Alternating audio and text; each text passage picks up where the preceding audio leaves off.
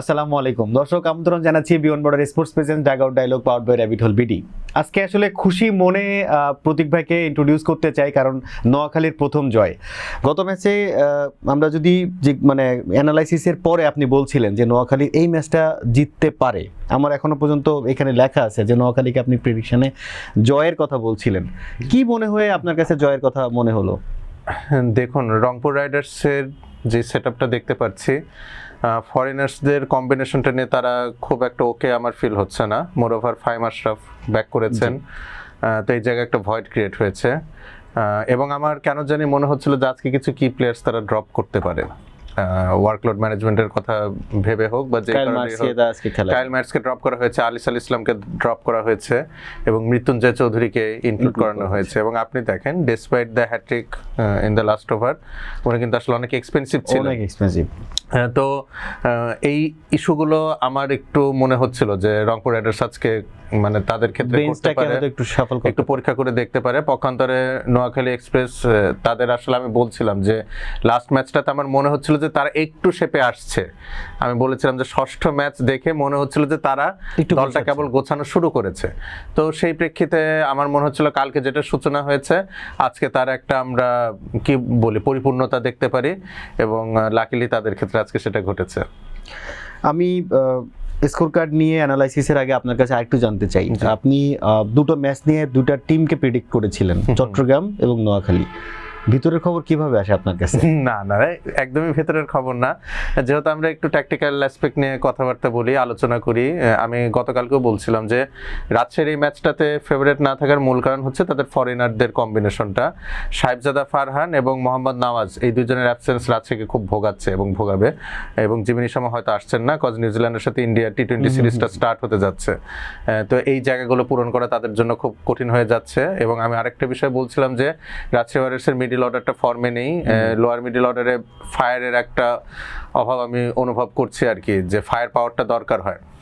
সেই জায়গায় আজকে আকবর আলীকে ট্রাই করা হয়েছে, বাট আমার মনে হচ্ছে এটা একটু লেট হয়ে গিয়েছে, কারণ টুর্নামেন্ট অলরেডি আপনার ব্যাক এন্ড স্টেজে চলে এসেছে। আপনি যদি আকবর আলীকে শুরু থেকে ট্রাই করতেন, দুটো তিনটা ম্যাচ হয়তো সময় লাগতো, তারপরে উনি হয়তো ফর্মে আসতে পারতেন। সেখানে এখন আমাদের এমন একটা ডিমান্ড চলে এসেছে যে আকবর আলী আসা মাত্র তাকে পারফর্ম করতে হবে। আজকে সুযোগ পেয়েছেন, ওভাবে ক্যাপিটালাইজ করতে পারেননি। তো এই ইস্যুগুলো দেখে আমার মনে হচ্ছিল যে রংপুর রাইডার্স আর রাজশাহী ওয়ারিয়র্স আজকে রিসিভিং এন্ডে থাকতে পারে। জি, আমি দর্শকদের একটু জানাতে চাই, প্রথমে ব্যাট করতে নেমে আমরা দেখেছি নোয়াখালী 148 রানে 19 ওভার 5 বলে অল আউট হয়, এবং জবাব দিতে নেমে আমরা রংপুরকে 139 রানে 9 উইকেট হারাতে দেখেছি নির্ধারিত 20 ওভারে। এবং দলে যদি পারফরমেন্সের কথা বলি, সৌম্য সরকার আজও মোটামুটি একটা ইনিংস দাঁড় করিয়েছিলেন। উনি 27 বলে 31 রান করেছেন। হাবিবুর রহমান সোহানের ইনিংসটা দেখার মতো ছিল। উনি বেশ মারকুট একটা মেজাজে 16 বলে 30 রান করেছেন। জাকির আলী অনেক টিমে আসার পরে উনি আজকেও আবার 37 বলে 38 রান, খুব ওয়ান ডে স্টাইলে খেলেছেন। অঙ্কনের ব্যাটিংটা দেখলাম 21 বলে 28 রান। এবং যদি আমি বোলিং কার্ডের দিকে যাই, মৃত্যুঞ্জয় চৌধুরী হ্যাটট্রিক করেছেন, কিন্তু আপনি যেটার কথা বলছিলেন যে প্রচন্ড খরুচে ছিলেন, উনি 2.5 ওভারে 43 রানে 3 উইকেট নিয়েছেন। কিন্তু মুস্তাফিজের কথা বারবার আসছে এই বিপিএল এ, উনি 4 ওভারে 18 রান দিয়ে 3 উইকেট নিয়েছেন। ওভারঅল যদি আমি ফার্স্ট ইনিংসের পারফরমেন্সের কথা আপনার কাছে আসতে চাই, কেমন দেখছেন? এবং এটা আজকে প্রেডিক্ট করছিলাম যে Noakhali will go there all guns blazing, এবং এটাই ঘটেছে। যেহেতু সৌম্য সরকার এবং সাদেত হোসেন দীপু লাস্ট ম্যাচে একটা ভালো স্টার্ট পেয়েছিলেন, আজকে কিন্তু ওই কনফিডেন্সটা তারা ক্যারি করেছেন এবং একটা ব্রিস্ক স্টার্ট আমরা যেটা বলতে পারি। এবং আমি যেটা চাচ্ছিলাম যে বিলাল সামিকে ইনক্লুড করানো, মাস সাদাকাতের পরিবর্তে বিলাল সামিকে ইনক্লুড করা হয়েছে, সেটাও একটা বোল্ড মুভ ছিল। তো শুরুতে একটা ভালো সূচনা ছিল, মাস সাদাকাতের জায়গায় হাবিবুর রহমান সোহান ইনক্লুড হন, এবং ওনাকে আসলে আমি যদি একটু বলে থাকি, বোলারে হেল্পও করেছে। মোস্তাফিজুর রহমান বলি, নাহিদ রানা বলি, ওই মোমেন্ট একটু বেশি ফুলিশ লেন্থে বল করা হয়েছে। হাবিবুর রহমান সোহানের ক্ষেত্রে একটু ব্যাক অফ লেন্থ ডেলিভারি কিন্তু উনি স্ট্রাগল করেছেন, সেটা আমরা তাসকিন আহমেদকে ইউটিলাইজ করতে নাহিদ রানার বলেও আমরা দেখেছি। হ্যাঁ, এবং নাহিদ রানার একটা পেসি ডেলিভারিতে উনি কিন্তু আজকে অনেক হার্ট হন, কোনইতে বেশ ভালো।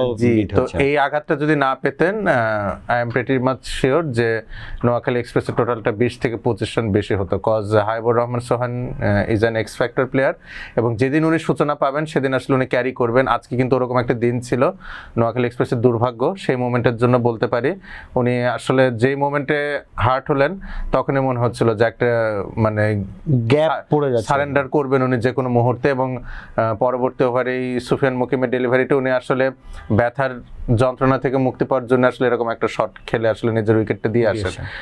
তো ইনিংসটা বড় হতে পারতো নোয়াখালী এক্সপ্রেসের, মোহাম্মদ নাবি এবং হায়দার আলী যদি একটু ক্যাপিটালাইজ করতে পারতো একটা ভালো স্টার্টের পরে, কিন্তু এটাই নোয়াখালী এক্সপ্রেসের আসলে পুরোটা সিজনের গল্প।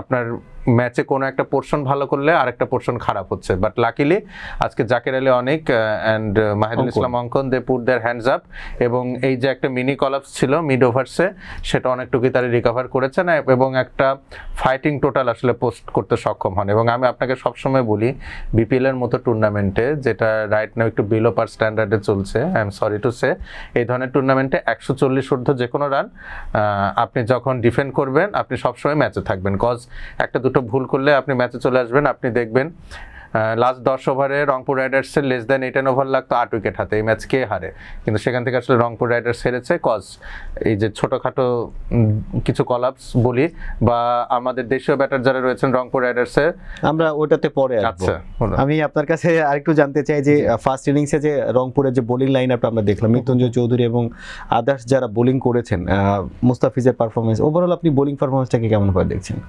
ইট ওয়াজ কোয়াইট গুড, এবং খুশদিল শাহ আজকে বেশ ভালো বোলিং করেছেন। বেশ ভালো বোলিং এর চেয়ে বলতে হবে যে নোয়াখালী এক্সপ্রেস তাকে রিড করতে পারেননি। তার আর্মার ডেলিভারিগুলো খুব বেশি অ্যাক্রস দ্য লাইন খেলতে চেয়েছেন, খুব বেশি তাড়াহুড়ো করতে চেয়েছেন যদি আমরা বলে থাকি নোয়াখালী এক্সপ্রেসের ব্যাটাররা। নাহিদ রানা কিন্তু খুব ইমপ্রেসিভ ছিলেন, প্রথম 2 ওভার শেষে মাত্র 7 রান দেন এবং অনেক পেস নিয়ে উনি বল করেছেন, এটা বাংলাদেশি পেসারদের ক্ষেত্রে সচরাচর দেখা যায় না। লাস্ট বিপিএল এ যেটা হয়েছিল যে নাহিদ রানাকে টানা ম্যাচ খেলানোর জন্য টুর্নামেন্টের শেষের দিকে তার পেস কিছুটা কমে গিয়েছিল, বাট এবার যেহেতু তাকে একটু অন অ্যান্ড অফ রাখা হয়েছে উনি কিন্তু ওনার ফুল এফোর্টে দিতে পারছেন। It's quite good to see. Mustafizur Rahman ওনার কেরিয়ারের আসলে প্রাইমে রয়েছেন, এটা নিয়ে আসলে নতুন করে বলার কিছু নেই, এবং মোস্তাফিজুর রহমানের বোলিং নৈপুণ্যই কিন্তু আসলে রংপুর রাইডার্স পয়েন্ট টেবিলের অবস্থানটা ধরে রেখেছে সত্যিকার অর্থে বলতে গেলে। So all in all it was quite a good performance.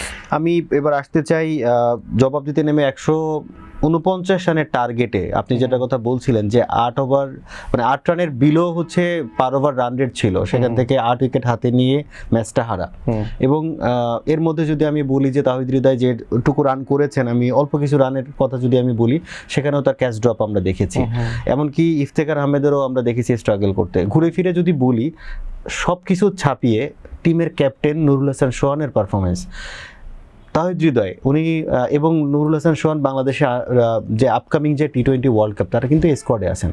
তো এই টাইপের ব্যাটসম্যানদের যে টাইপের মানে স্ট্রাগল করতে দেখা, যে টাইপের ব্যাটিং অ্যাপ্রোচ দেখা এবং সেভাবে আউট হওয়া, এবং এর সাথে টিমের যে আজকের হার, টোটালটাকে আপনি কিভাবে কানেক্ট করেন? আমি একটু মানে খেলার মাঠের বাইরে গিয়ে একটু কথা বলছি যে সামনে যে টি20 ওয়ার্ল্ড কাপ অনুষ্ঠিত হতে যাচ্ছে, এখানে অনেক জল্পনা কল্পনা চলছে যে আমরা খেলবো কিনা, কোথায় খেলবো, খেলতে যাবো কিনা। তো আপনার দেশের ক্রিকেট বোর্ড যখন এই ধরনের আলোচনায় ব্যস্ত থাকে, স্বাভাবিকভাবে আপনাদের ক্রিকেটেও চর্চা খুব একটা ভালো হবে না। এবং আপনি রাইট নাও দেখেন বাংলাদেশ ন্যাশনাল টি20 স্কোয়াডটাতে যারা কলড আপ হয়েছেন একজনও ফর্মে নেই। সো এগুলো তো আসলে ভালো বার্তা বয়ে আনে না। মানে আপনার মন তো আসলে খেলার দিকে নেই, আপনার মন হচ্ছে আপনি বিসিসিআইয়ের সাথে তর্ক কিভাবে করবেন, আপনি কিভাবে ভারত বিদ্বেষের কথা ছড়িয়ে দিতে পারবেন, এগুলোর দিকে যদি মনোনিবেশ এত বেশি থাকে আপনার তো মাঠের ক্রিকেট হবে না। এবং আপনি দেখেন তানজিদ হাসান তামিম, আপনি অ্যাপার্ট ফ্রম পারভেজ হোসেন ইমন, তানজিদ হাসান তামিম, তারপরেও ইমনের কিন্তু মিডল অর্ডার থেকে যখন আবার ওপেন করানো হচ্ছে তখনও কিন্তু উনি স্ট্রাগল করছেন। হ্যাঁ, বাট গতকালকে আবার কিছুটা রান পেয়েছেন। সো ইমনের কথা আমি বাদই দিলাম, ধরেন তানজিদ তামিম, তাওহিদ হৃদয়, নুরুল হাসান সোহান, কেউ কিন্তু ব্যাটিং ফর্ম নেই। শামীম হোসেন পাটোয়ারি একটা ম্যাচ ভালো খেলেছেন বিচ্ছিন্নভাবে। সো এই ব্যাটিং ফর্ম নিয়ে যদি Bangladesh national team T20 world cup খেলতে যায়, ভাই আপনার এমনি 2-3 ম্যাচ খেলে আপনার ফেরতই চলে আসতে হবে। তাহলে আইসল্যান্ডকে সুযোগ দিতে যাচ্ছি সেটা তো বলা মুশকিল, কিন্তু যে ধরনের ফর্ম রয়েছে, আমরা তো অনেক বড়াই করে কথা বলছি না আমরা খেলতে যাব না, অমুক ভেন্যুতে যাব না, এখানে যাব না, এটা না দিলে যাব না। আপনার খেলার যে অবস্থা 3 ম্যাচ পর আপনার এমনি ফেরত আসতে হবে যদি আপনার এই ফর্ম ক্যারি করেন। আমরা জানতে চাই আসলে দলের বোলিং পারফরমেন্সের কথা যদি বলেন, সেক্ষেত্রে হাসান মাহমুদের আমরা দেখলাম 4 ওভারে 26 রানে 4 উইকেট নিয়েছেন রংপুরের পক্ষে। মোহাম্মদ নাবি আজকেও ভালো বল করেছেন নোয়াখালীর পক্ষে, উনি 4 ওভারে 16 রান দিয়ে 1 উইকেট। এরপরে জহির খান, উনি 4 ওভারে 25 রান দিয়ে 2 উইকেট। ওভারঅল যদি আমি বলি যে আপনি বারবার বলছিলেন নোয়াখালী কিন্তু কামব্যাক করেছে, অ্যাজ এ টিম হিসেবে খেলছে। তো এই জায়গাটা কি আপনার কাছে কি মনে হয় যে এখনো পর্যন্ত যে বাকি ম্যাচগুলো আছে, আজকে 7 নম্বর টিম ম্যাচে হয়েছে আর 3টা ম্যাচ তাদের হাতে আছে, এই ম্যাচগুলা যদি প্রত্যেকটাই জিতে সেক্ষেত্রে কি কোনো চান্স দেখতে পাচ্ছেন? একটা আউটসাইড চান্স থাকে, চান্সটা বাকি 3টা ম্যাচ ভালো মতো জিতলে হয়তো একটু বেটার থাকতো যদি তারা কিছু ম্যাচ খুব বাজেভাবে না হারতো। আসলে কিন্তু ওই 2-1টা ম্যাচের পারফরমেন্স আসলে নোয়াখালী এক্সপ্রেসকে টুর্নামেন্ট থেকে এক অর্থে বেরই করে দিয়েছে। Until or unless something miraculous happens, Noakhali এক্সপ্রেসের আসলে পরের রাউন্ডটা খেলা হচ্ছে না। তবে it's a matter of pride, আমি যেটা গতকালকে বলছিলাম এবং আজকে কিন্তু তাদের বডি ল্যাঙ্গুয়েজে সেটা ছিল। আপনি হায়দার আলীর কথা বলেন বা সৌম্য সরকারকে আমার খুব ম্যাচিউরড লাগছে, এটা কিন্তু খুব ভালো লাগছে। তার ব্যাটিংয়ে টুকটাক কিছু ভুলভ্রান্তি লিমিটেশন থাকতে পারে, বাট আপনি দেখবেন যে প্রতিটা ইনিংসে উনি ক্যারি করার চেষ্টা করছেন, উইকেটটা থ্রো করে আসার চেষ্টা করছেন না, প্রতিটা ম্যাচেই অলমোস্ট উনি পাওয়ার প্লেটা পার করতে পারছেন। So these are good science. এবং আজকে দেখবেন যে কিছু ক্রুশাল ক্যাচ উনি নিয়েছেন, খুশদিল শাহর লাস্ট ওভারের ক্যাচটাই কিন্তু আসলে ম্যাচ ডিসাইডিং করে এবং খুব কুল কম্পোস্ট কাম হেডে কিন্তু উনি ক্যাচটা নেন। এজ এ সিনিয়র কাস্টমার হিসেবে তার একসময় বাংলাদেশের সিনিয়র ক্রিকেটারদের আমরা যেরকম বডি ল্যাঙ্গুয়েজ দেখতাম, সৌম্য সরকারের মধ্যে এরকম একটা মানে ভাবটা আসছে আর কি, এটা দেখতে খুবই ভালো লাগছে। এবং মোহাম্মদ নাবির বোলিংটা কিন্তু আসলে একটা পর্যায়ে মনে হচ্ছিল যে রংপুর রাইডার্স ম্যাচটা বের করে নেবে নোয়াখালী এক্সপ্রেসের হাত থেকে। ওই মোমেন্টে কিন্তু মোহাম্মদ নাবি খুব ইকোনমিক একটা স্পেল করেন এবং being an off spinner right handed ব্যাটারদের এগেনস্টে রাউন্ড দ্য উইকেট উনি বোলিং করেছেন কিছু কিছু ওভারে। তো এটা আসলে খুব অ্যাটাকিং একটা প্লয়, এলবিডব্লিউর চান্সটা খুব বাড়িয়ে দেয় এবং সেখান থেকে কিন্তু উনি বেশ কিছু ডট বলস আদায় করতে পেরেছেন এবং এটাই কিন্তু পরবর্তীতে রিকোয়ার্ড রান রেটটা বাড়িয়েছে। সেখান থেকে জাহির খান আমরা বলি, বিলাল শামি বলি, তারা এসে উইকেট নিয়েছেন। প্রতীক ভাই, আমরা অ্যানালাইসিসের ক্ষেত্রে আমরা যেটা দেখছিলাম যে পাওয়ার প্লেতে দুই দলের একটু যদি স্কোর কার্ড নিয়ে আমরা যদি কথা বলি, আমরা দেখলাম যে নোয়াখালী 66 রানে 1 উইকেট এবং রংপুরের ক্ষেত্রে আমরা 39 রানে 2 উইকেট হারিয়েছি। এবং রংপুর কি হয়তো খুব অল্প টার্গেট বলে কি আস্তে ধীরে খেলার চেষ্টা করছিল, এরকম কোনো অ্যাপ্রোচ ছিল কিনা? বিষয়টা হচ্ছে যে দাভিদ মালানার কাইল মায়ার্স ছাড়া টপ অর্ডার কিন্তু রংপুরের ফর্মে নেই। তো যত কাইল মায়ার্স আজকে দলে ছিলেন না, লিটন দাসের উপর একটা গুরু দায়িত্ব ছিল, কিন্তু আসলে being not in the form Liton Das ওটা ডেলিভার করতে পারেনি এবং লিটন দাসের ব্যাটিং ব্যর্থতার প্রতিফলনটাই আসলে পাওয়ার প্লেস করে রিফ্লেক্ট হয়েছে। এখানেই মোটামুটি একটা ডিফারেন্স আমরা ভালো মতো দেখতে পাচ্ছি, যেটা সৌম্য সরকার এবং হাবিবুর রহমান সোহান করতে পেরেছেন, ওটা লিটন দাস আজকে করে দেখাতে পারেননি। আমরা আশা করি নোয়াখালী তাদের এই ফর্ম ধরে রাখুক এবং রংপুর তাদের ভুল ত্রুটি নিয়ে শুধরে ভালোভাবে কামব্যাক করুক এবং আমরা আরো কম্পিটিটিভ বিপিএল আমরা আশা করছি। এবং এখন টেনশনে থাকবে ঢাকা ক্যাপিটালস, টুর্নামেন্টটা তাদের একদম বটম থেকে শেষ করতে হবে কিনা। ঢাকা ক্যাপিটালসের জন্য একটা ওয়ার্নিং হয়ে থাকলো নোয়াখালী এক্সপ্রেসের আজকে পারফরমেন্স। আমি সংক্ষেপে আপনার কাছে একটা জিনিস জানতে চাই, যে দর্শক, আমি যদি বিপিএল কে সামারাইজ করি কিংবা BPL K at a glance আমি বলতে চাই, আপনি অ্যানালিস্ট মানুষ, আপনি হয়তো অনেকটা অ্যাঙ্গেল নিয়ে কথা বলবেন, কিন্তু আমি দর্শকের জায়গা থেকে যদি বলি, আমার কাছে কোনো দলকে মনে হয় না গোছানো। হ্যাঁ, রংপুরকে হয়তো 2টা ম্যাচে আমার মনে হয়েছে একটু গোছানো, কোনো ম্যাচে হয়তো চট্টগ্রামকে আমার গোছানো মনে হয়েছে, কিন্তু ফার্স্ট হাফে কিন্তু চট্টগ্রাম খুব অগোছালোভাবে শুরু করেছে। সিলেটকে প্রথম দিকে 2-1টা ম্যাচে আমরা দেখেছি, মনে হয়েছে না তারা আসলে গুছিয়ে নিয়েছে, পরে এগুলো আমরা পারফরমেন্স দেখতে পাবো।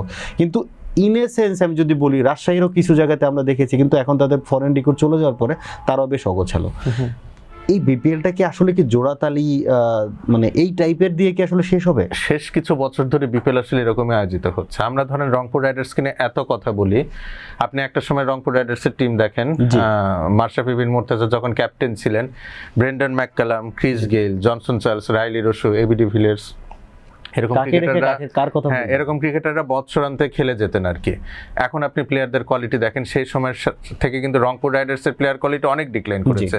কেন করেছে? তাদেরকে সে বাজেট নেই, আছে ক্যাপাবিলিটি নেই, আছে, কিন্তু টুর্নামেন্ট যে স্ট্যান্ডার্ডে বিলং করছে এখন, ওই ধাঁচের প্লেয়ার আপনি আনতেও পারছেন না, কজ পেমেন্ট কিছু ইস্যু রয়েছে, এখন ভালো বিদেশে আসতে চায় না। আর বাদবাকি টিমের যে স্ট্যান্ডার্ড, তাতে আপনার এত পয়সা খরচ করে অত ভালো মানের প্লেয়ারও আনার দরকার পড়ছে না।